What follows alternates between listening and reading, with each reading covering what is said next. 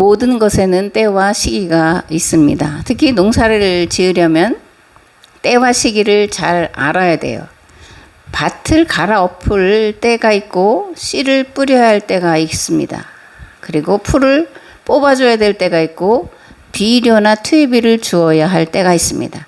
그런데 이러한 때를 놓치면 더 많은 노동력과 비용을 지불해야 하고 까딱 잘못하면 많은 수확을 거둘 수 없게 되는 그런 일이 벌어질 수가 있습니다. 신앙생활도 이와 마찬가지입니다. 회개하고 돌이킬 때와 시기가 있고 심판받을 때가 있는데 인간은 유한한 존재이기 때문에 더욱 그렇습니다. 무엇보다 하나님은 오래 참으시지만 반드시 끝이 있기 때문에 그런 거예요.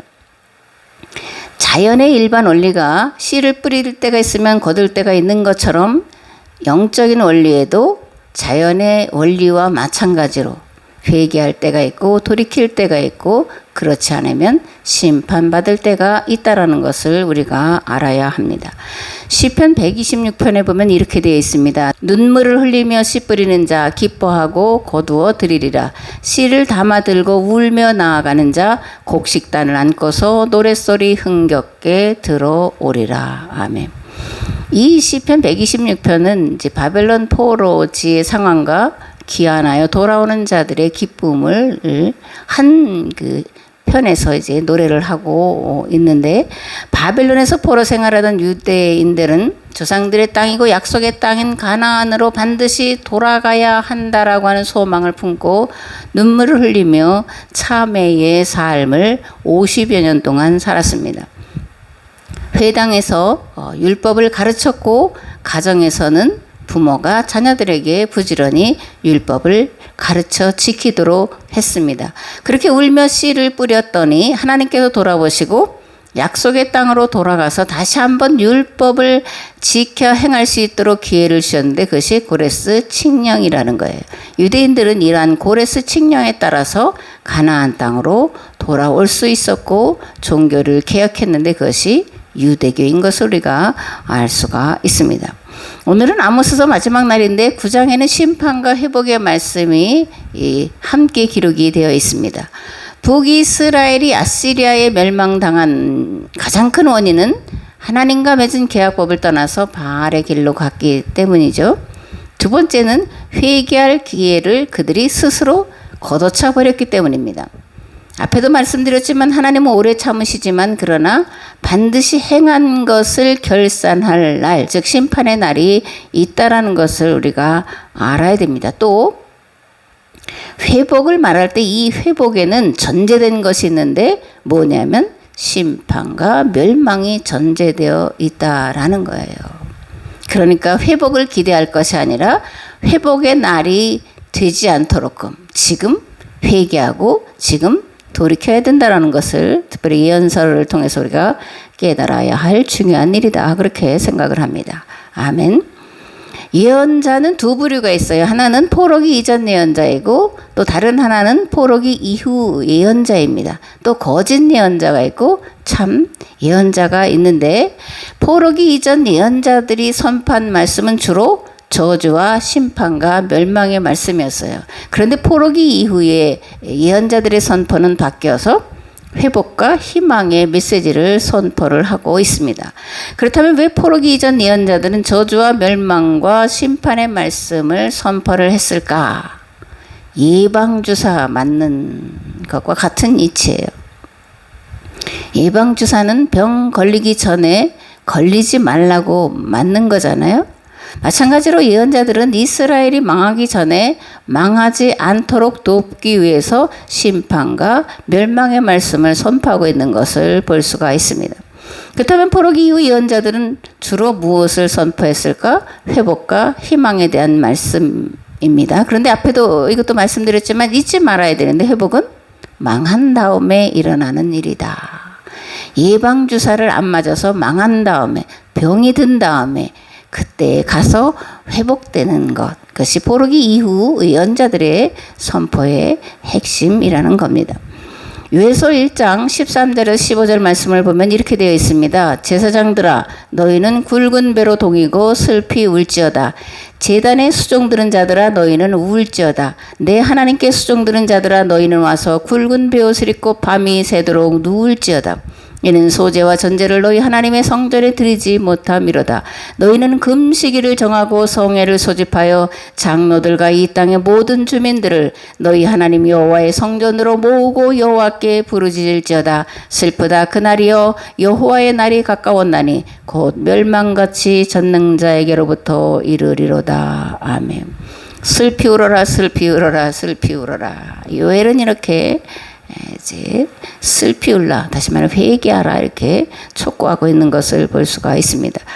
요엘서의 특징이 있는데 그것은 여호와의 날 또는 그날이라는 표현이 유독 많이 나온다라는 거예요. 사실 요엘서는 짧은 건데 그 짧은 2장의 말씀 가운데 여호와의 날, 그날이라는 표현이 많이 나온다라는 거예요. 근데 여기서 요엘이 말하는 여호와의 날은 첫째는 심판의 날이고 둘째는 회복의 날이었어요. 근데 이것은 요엘뿐만이 아니라 모든 포로기 이전 왕정기 예언자들의 공통점이었다는 것도 우리가 알아야 됩니다. 요엘은 유다가 망하기 직전에 등장하여 멸망할 것을 선포한 예언자예요. 그런데 요엘은 이스라엘에게 임할 그날 곧 여호와의 날이 심판과 멸망의 날이 아니라 구원의 날이요 은혜의 날이 되게 하기 위해 힘쓰고 애쓴 자였다는 것을 우리가 알아야 됩니다. 그래서 요엘은 어떻게 하면 유다가 심판받고 멸망에 이르지 않을까 그 방법을 제시했는데 첫 번째가 제사장들의 회개였습니다. 요엘은 제사장들에게 이렇게 기도하라 가르치고 있습니다.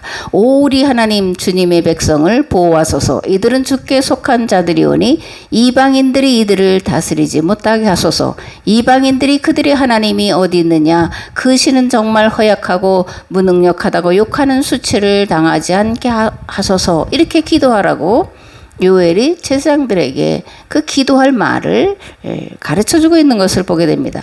두 번째로 백성들과 함께 금식하고 회개하라고 선포를 했습니다.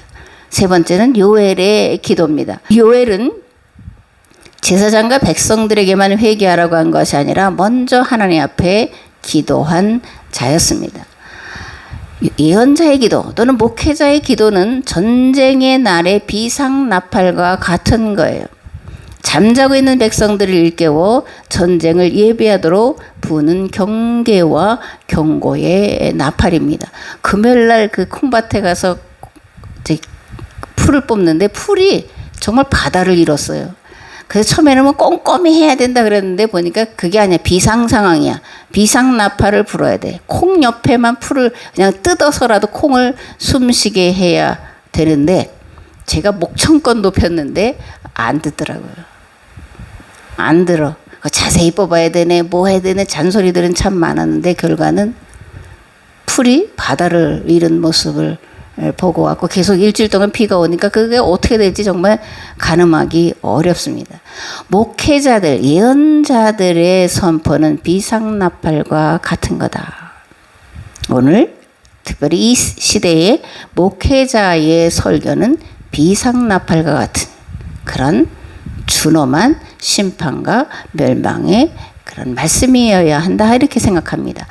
요엘은 이렇게 기도합니다. 여호와여 내가 주께 부르짖습니다. 모든 초장이 불에 탔고 밭에 있는 모든 나무들이 타 죽었습니다. 들짐승들도 주님을 향하여 도와달라고 부르짖습니다. 시냇물이 마르고 초장들이 불에 탔습니다. 다 죽었습니다. 다 죽게 됐습니다. 그러나 우리를 긍휼히 여기시고 종의 기도를 들어 주옵소서. 이렇게 요엘이 기도를 하고 있는 것을 보게 됩니다. 아멘.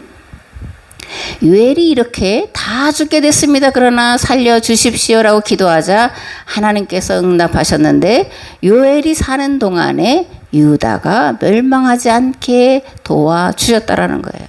요엘이 살아있는 동안에 이스라엘의 방패막이 되었고 보호막이 되었다라고 요엘서 그리고 이 요엘서를 수집하고 편집한 자들이 증언하고 있는 것을 오늘 우리가 구약 성경에서 만나볼 수가 있는 겁니다. 아멘. 문제는 요엘의 선포에 아무도 귀를 기울이지 않았다라는 거예요. 요엘이 살아있는 동안에는 심판이 유보됐지만 요엘이 죽고 나온 다음에 멸망이 급속하게 유다에 이르게 되고 바벨론에 망하는 것을 그들이 경험을 하게 됐다라는 겁니다. 근데 문제는 요엘 시대 때만 그런 것이 아니라 이스라엘 모든 역사가 그러했고, 그리고 예수님 시대까지 이어졌고 오늘날까지도 이것이 여전히 진행형이라는 것이 우리가 정말 정신을 버쩍 차리고 말씀을 들어야 할 이유다, 그렇게 말씀을 드립니다. 마태복음 23장 33절에서 36절 말씀을 보겠습니다. 뱀들아 독사의 새끼들아 너희가 어떻게 지옥의 판결을 피하겠느냐. 그러므로 내가 너희에게 선지자들과 지혜 있는 자들과 서기관들을 보내매 너희가 그 중에서 더러는 죽이거나 십자가에 못 박고 그 중에서 더러는 너희 회당에서 채찍질하고 이 동네에서 저 동네로 따라다니며 박해하리라. 그러므로 의인 아벨의 피로부터 성전과 제단 사이에서 너희가 죽인 바라기아의 아들 사가랴의 피까지 땅 위에서 흘린 의로운 피가 다 너희에게 돌아가리라. 내가 진실로 너희에게 이르노니 이것이 다 이 세대에 돌아가리라. 아멘. 무슨 말씀이에요? 아벨로부터 사가랴에 이르기까지 매 시대마다 하나님께서는 예언자들을 보내셔서 돌이킬 수 있는 기회를 주셨지만 끝끝내 그들이 듣지 않았고 예언자들을 죽이고 그리고 예수님까지 이제 죽이려고 획책하고 있다라고 이제 예수님의 말씀을 하고 있는 겁니다.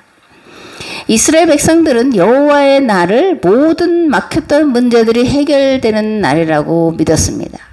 그러면 백성들은 그렇게 예언자들이 심판과 멸망의 날이 예비되었다라고 선포함에도 불구하고 여호와의 날을 은혜의 날이요 신원의 날이라고 믿었을까? 참 궁금하죠? 궁중 예언자들이 그렇게 선포를 했기 때문에 그러는 거예요. 반대로 참 예언자들은 여호와의 날을 심판과 멸망의 날이라고 선포를 했는데, 그런데 이런 말을 듣지 않았다라는 겁니다. 양약은 고구이나 이어 병이여 충언은 여기이나 이어 행이라. 문자를 써보는데 여러분들 다 이거 아는 얘기예요. 뭐예요? 양약은 고구, 몸에 좋은 약은, 병을 치료하는 약은 입에 쓰다. 또 충언은 듣기 아직 거북하고 싫은데 행함에 있어서 유익하다, 이런 말씀이에요. 지난주에도 말씀드렸지만 예배를 드리고 또 설교를 듣는 것은 감동받으려고 하는 것이나 은혜 받으려고 하는데 머물러서는 안 된다는 겁니다. 말씀을 듣고 회개에 이르러야 된다는 거예요. 하나님은 회개하는 자를 가까이 하시고 기뻐하시고 그를 용서하시고 그를 통해서 하나님 나라를 이루어가도록 역사하시는 분이시기 때문에 말씀을 듣고 회개에 이르시는 저와 우리 모두가 되었으면 좋겠습니다. 아멘. 오늘은 아모스 마지막 이제 전하는 날인데 9장이에요. 이 9장의 전체 주제는 그날이 오면 과연 무슨 일이 일어날까? 이게 이제 9장의 주제인데 9장 1절에서 4절 말씀을 봉독하겠습니다. 내가 보니 주께서 제단 곁에 서서 이르시되 기둥머리를 쳐서 문지방이 움직이게 하며 그것으로 부서져서 무리의 머리에 떨어지게 하라. 내가 그 남은 자를 칼로 죽이리니 그 중에서 한 사람도 도망하지 못하며 그 중에서 한 사람도 피하지 못하리라. 그들이 파고 스올로 들어갈지라도 내 손이 거기에서 붙잡아낼 것이요 하늘로 올라갈지라도 내가 거기에서 붙잡아 내릴 것이며 갈멜산 꼭대기에 숨을지라도 내가 거기에서 찾아낼 것이요 내 눈을 피하여 바다 밑에 숨을지라도 내가 거기에서 뱀을 명령하여 물게 할 것이요 그 원수 앞에 사로잡혀 갈지라도 내가 거기까지 칼을 명령하여 죽이게 할 것이라. 내가 그들에게 주목하여 화를 내리고 복을 내리지 아니하리라 하시니라. 아멘. 참 무서운 말씀이죠. 1절에서 4절의 주제는 성전이 다 파괴되고 한 사람도 살아남지 못할 거다라는 그런 완전한 멸망에 대한 그런 말씀입니다. 1절에 나의 주께서 제단에 서신 것을 보았다 라고 되어 있는데, 이 말씀은 뭐냐면 심판이 성전에서부터 시작될 것이라는 말씀이에요. 또 2절에 그들은 누구냐면 제사장들과 제사 드리러 온 자들을 말하고, 3절의 갈멜산 꼭대기는 북이스라엘의 성소를 말해요. 특별히 갈멜산은 북이스라엘 사람들에게는 아주 중요한 성소 중에 하나였는데, 왜냐하면 여기서 엘리야가 계약을 갱신했기 때문에 그러는 거예요.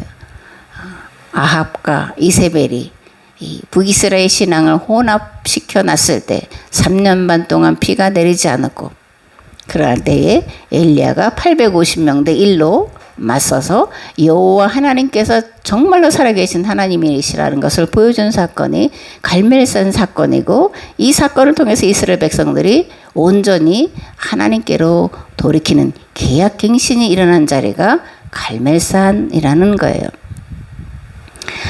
1절에서 하나님이 성전에서부터 심판을 시작하신다고 말씀을 하시는데, 우리의 생각과는 전혀 다르잖아요. 성전에 있는 자들은 구원받을 것이라고 생각하는데, 미안하게도 그죠?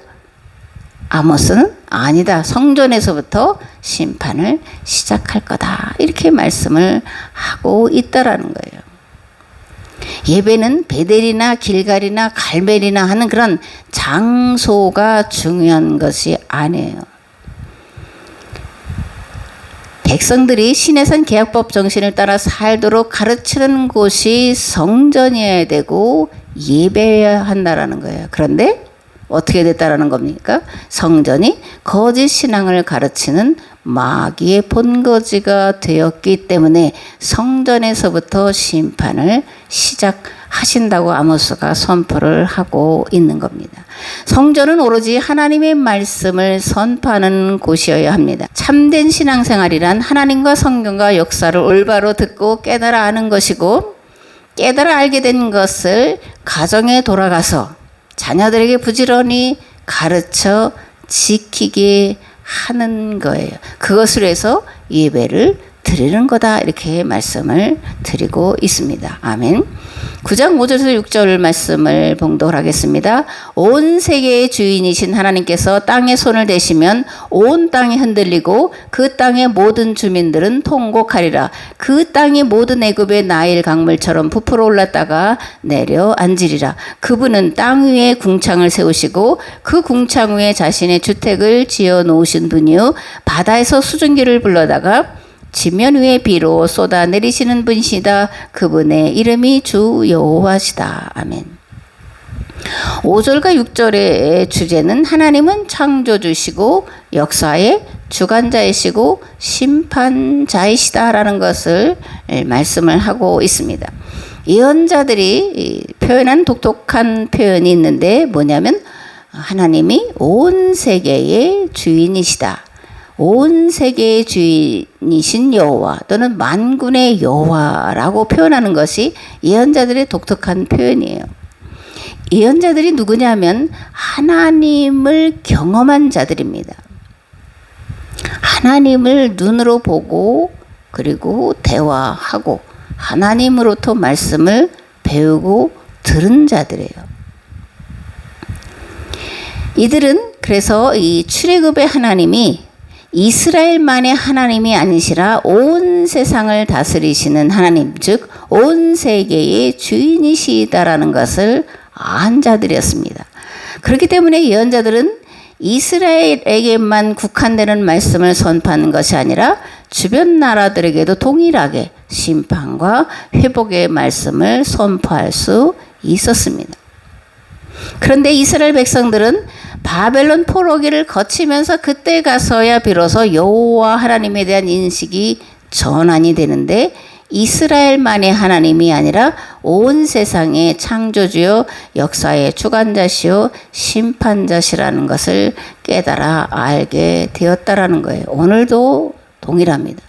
구속사 신앙에만 머물러 있으면 교회만의 하나님, 우리만의 하나님, 믿는 자들만의 하나님으로 축소시키고 왜곡시키는데, 하나님은 모든 만물들을 창조하셨고 모든 만물들이 구원에 이르기를 원하시는 하나님이시라는 것을 우리가 바로 깨달아 알아야 됩니다. 아멘.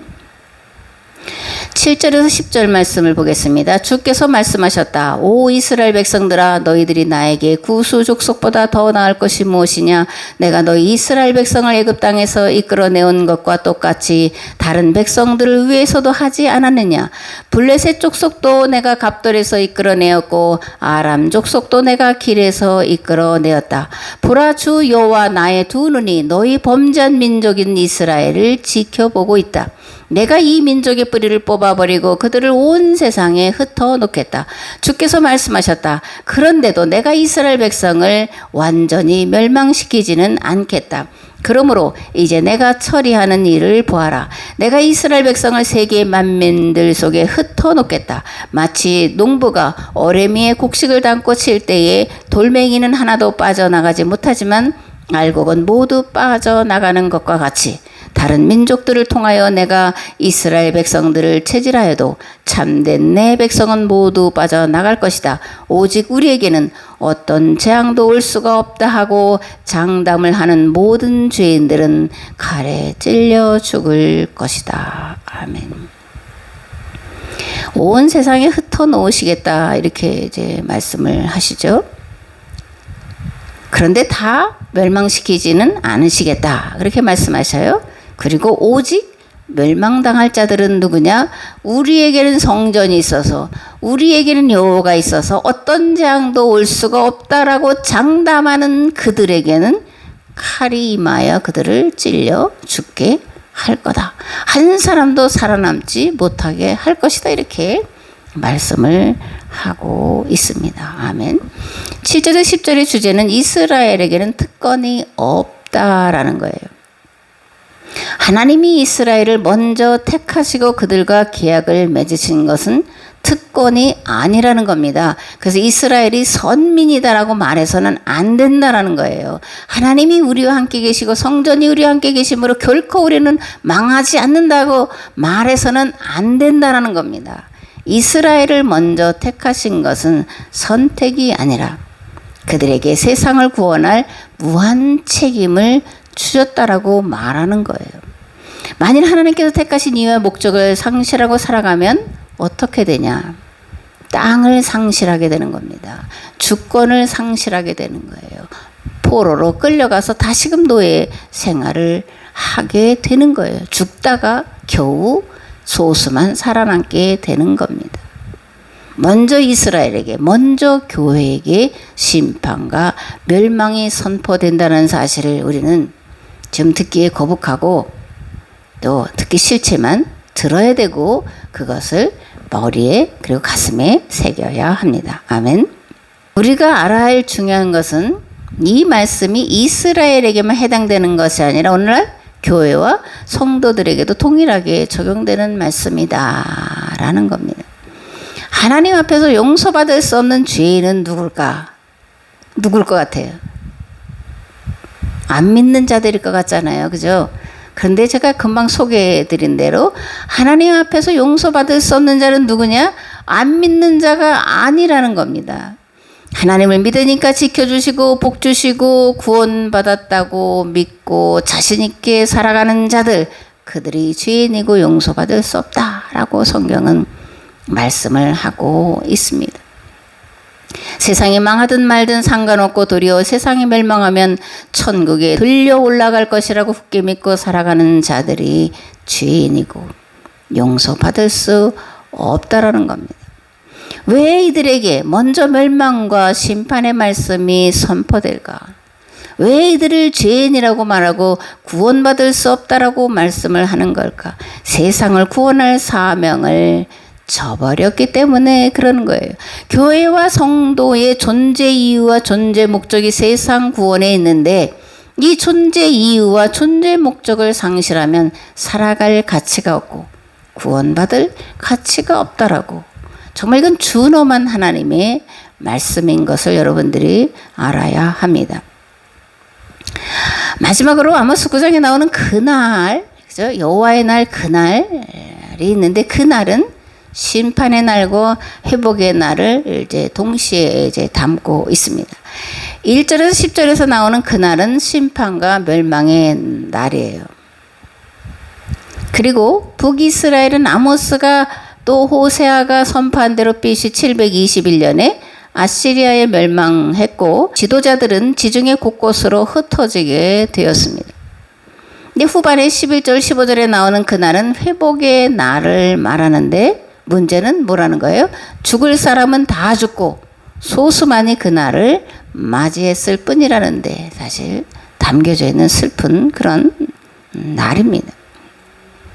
창세기 9장에 보면 이런 말씀이 기록되어 있어요. 노아가 농사를 시작하여 포도나무를 심었더니 포도주를 마시고 취하여 그 장막 안에서 벌거벗은지라.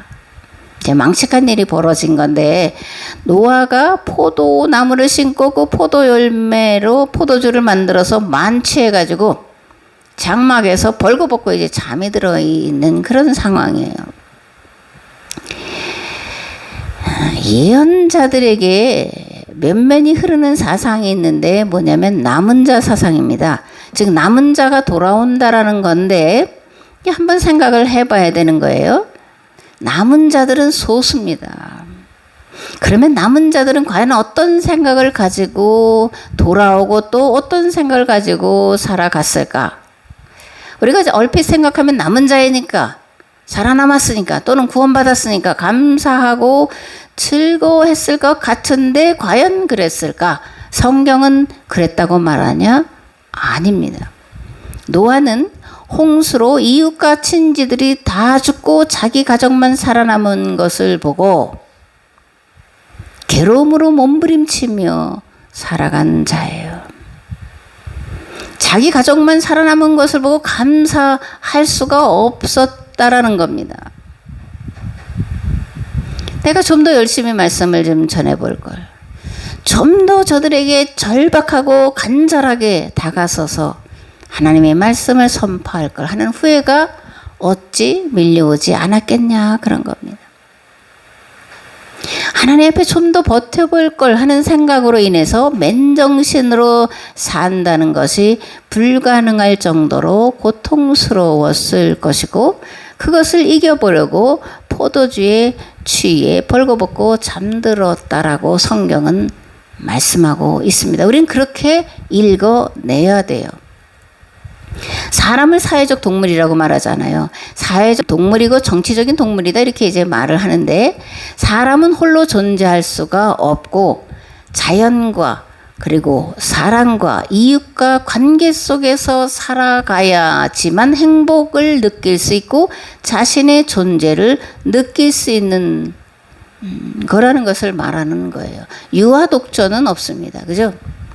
여러분들 혼자서 어떤 무인도에 가서 살아보라고 하면 얼마나 살겠어요. 그죠? 견디지 못하고 죽든지 살든지 무인도를 탈출하려고 그렇게 애쓸 겁니다. 관계적인 것이에요. 하나님과 관계를 맺고 자연과 관계를 맺고 사람과 사람과 사이에 관계를 맺으면서 살아가는 존재, 그것을 우리는 사람이다 이렇게 말을 하고 있는 겁니다.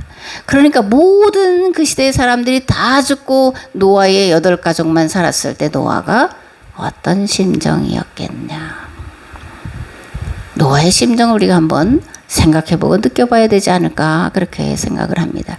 그렇다면 소돔과 고모라가 멸망당할 때 살아남은 롯은 어떠했을까? 롯도 제정신으로 살아갈 수 없는 자였어요. 그죠? 그래서 롯도 술에 취해 살았습니다. 술에 취해서 큰딸과 작은딸과 사이에 자식을 낳는 있어서는 안 되는 일을 행한 자가 이게 롯이에요. 그러니까 할아버지도 아니고 아버지도 아니고 이게 어떻게 그 아이들을 불렀을지 참 우리가 생각해보던 난감한 일이 벌어진 건데 왜 그러냐?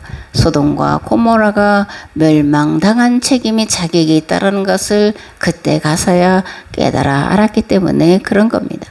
창세기 19장에 보면 이렇게 되어 있습니다. 보소서 저 성읍은 도망하기에 가깝고 작기도 하오니 나를 그것으로 도망하게 하소서. 이는 작은 성읍이 아니니까 내 생명이 보존되리이다. 그가 그에게 이르되 내가 이 일에도 네 소원을 들었은즉 내가 말하는 그 성읍을 멸하지 아니하리니 그리로 속히 도망하라. 내가 거기 이르기까지는 내가 아무 일도 행할 수 없노라 하였더라.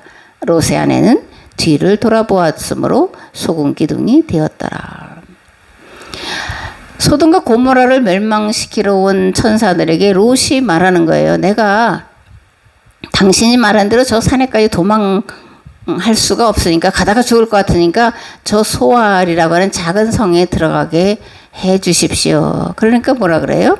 내가 그 성읍에 들어가기까지는 내가 아무 일도 행할 수가 없노라, 이렇게 말을 해요. 롯이 소알까지 들어가지 않으면 그때까지 아무 일도, 다시 말하면 소돔과 고모라의 심판을 내릴 수가 없다라는 얘기입니다. 뒤집으면 어떻게, 또 어떤 말씀으로 우리가 해석을 해야 될까? 롯의 가족이 소돔과 고모라에 그대로 버티고 있었더라면 어떤 일이 벌어졌을까? 내가 아무 일도 행할 수 없노라는 말씀이 동일하게 선포되지 않았겠냐, 그런 겁니다. 또 26절에 뒤돌아보지 말라 이렇게 말씀되어 있는데 무슨 얘기냐? 너만 살려고 도망치지 말라는 얘기예요. 근데 롯의 아내는 도망가다가 뒤돌아보고 죽었고, 이 롯의 아내가 죽음으로 인해서 비극이, 더 큰 비극이 생긴 거예요.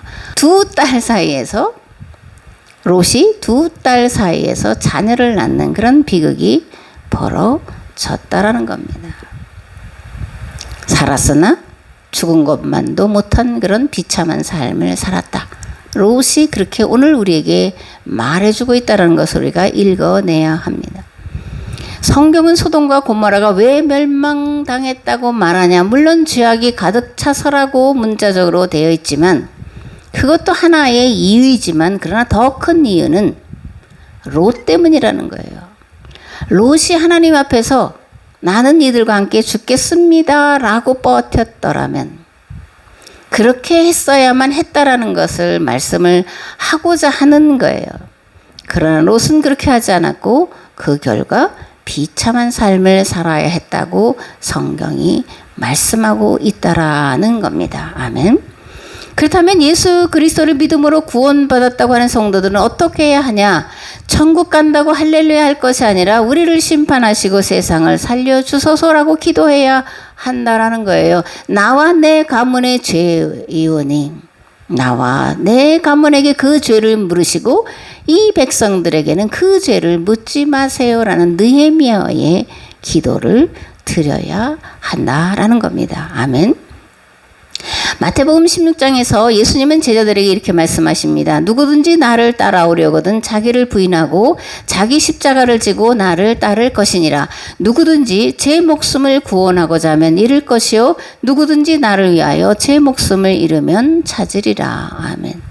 죽고자 하는 자는 살고 살고자 하는 자는 죽는 것이 구원의 원리고 부활의 원리예요.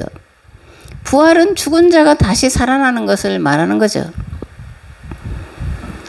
그러므로 만일 우리가 그리스도와 함께 십자가에 못 박혀 죽지 않으면 그리스도와 함께 다시 살 수가 없는 거예요. 그리스도 안에서 영생 복락을 누리려면 그리스도와 함께 십자가에 못 박혀 죽고 그리스도의 부활의 생명으로 살아가야 한다라는 겁니다. 예수님은 우리에게 부활 생명을 주시려고 계약 파기의 죄를 짊어지시고 대신 죽으셨습니다. 부활 소망은 예수 그리스도께서 십자가에 죽으심이라고 하는 가장 큰 대가를 치르신 다음에 주어진 우리에게는 은혜의 사건입니다. 그리고 이 사건은 오늘 믿는 자들, 특히 구원받았다고 하는 자들에게서 재현되어야 할 사건이에요. 이전에 예수 그리스도가 행한 그 단 한 번의 사건이 아니라 오늘 우리에게도, 오늘 교회에서 이런 십자가의 죽으심과 부활 사건은 매 순간 매일마다 재현되어야 할 사건이라는 것을 믿으시기 바랍니다. 아멘. 왜냐하면 먼저 구원의 은혜를 받은 것은 최대의 은총 사건이지만 최대의 은총 사건이지만 동시에 뭐라는 거예요? 무한 책임. 세상 구원에 대한 무한 책임이 주어진 것이기 때문에 그런 겁니다. 예수 그리스도께서 우리 모든 이들의 죄를 대신 담당하시기 위해 십자가를 지신 것을 본받아 그러므로 우리도 이 세상 구원을 위한 대속의 짐을 대신 지고 나아가야 한다. 강조하고 반복해서 말씀을 드립니다. 아멘. 아모스는 다가오는 북이스라엘의 파국을 내다보며 이제라도 여호와께로 돌아오라고 눈물로 호소한 자였어요. 하나님의 법으로 돌아오라고 책망하고 꾸짖고 타이른 자였습니다. 또 그렇게만 하는 것이 아니라 어떻게 하면 파국을 막을 수 있을까라는 대안을 제시했고 그 대안을 삶으로 보여준 자예요. 그리고 하나님은 아모스가 선포한 대로 이루어지도록 역사를 이끌어 가셨다라는 것이 북이스라엘의 역사가 증언을 하고 있는 겁니다. 아멘. 지금 우리가 해야 할 일이 있습니다. 이 시대의 요엘, 이 시대의 아모스가 되는 거예요. 아멘. 그러니까 여러분들이 이 시대의 요엘이 되고 이 시대의 아모스가 되어야 한다라는 겁니다. 그래서 이 시대의 이런 어려운 난제들을 풀어나가고 해결해 나가는 자가 돼야 된다라는 거예요. 그러나 그냥 되는 것이 아닙니다. 그죠? 죽고자 해야 된다. 이 일에서 먼저 목회자는 시대의 징조를 예견하고 그것을 성도들에게 부지런히 가르쳐야 돼. 심판과 멸망에 이르지 않도록 하나님과 성경과 역사를 바로 알도록 온 힘을 다해 가르치고 그 말씀대로 살아가도록 교육하고 훈련시키는 일에 목숨을 걸어야 됩니다. 여호와의 날이 심판과 멸망의 날이 아니라 구원이 되게 하는 일에 목숨을 걸어야 하는 자들이 목회자라는 거예요. 아멘. 성도들도 마찬가지입니다. 여호와의 날이 이 땅에 하나님 나라가 이루어지는 날이 되도록 하는 일에 모든 힘과 능력을 쏟아 부어야 합니다. 이 일 위해 하나님과 성경과 역사를 바로 아는 일에 힘써야 하고 가정에서 자녀들을 말씀으로 부지런히 가르쳐야 됩니다. 이 시대의 구원에 대한 무한 책임을 지고 하나님께 마음을 다하고 뜻을 다하여 기도해야 합니다. 교회와 성도는 예수 그리스도께서 가신 십자가 대속의 길을 따라가는 대속 공동체예요. 대속의 길을 교회와 성도가 가고자 할 때에 하나님께서 반드시 우리와 함께 하셔서 뜻이 하늘에서 같이 이 땅에서도 이루어지도록 도우실 줄을 믿습니다. 아멘. 이제는 길과 진리와 생명 되신 예수 그리스도의 은혜와 아버지 하나님의 무한하시고 흑진하신 사랑하심과 성령님의 감화 감동 교통 역사하심이 이 시대의 아모스가 되고 이 시대의 요엘이 되기를 결단하고 돌아가는 삶의 자리 위에 가정과 직장 위에 그리고 이 나라와 이 민족 위에 이제로부터 영원토록 함께 하옵시기를 간절히 축원하옵나이다. 아멘.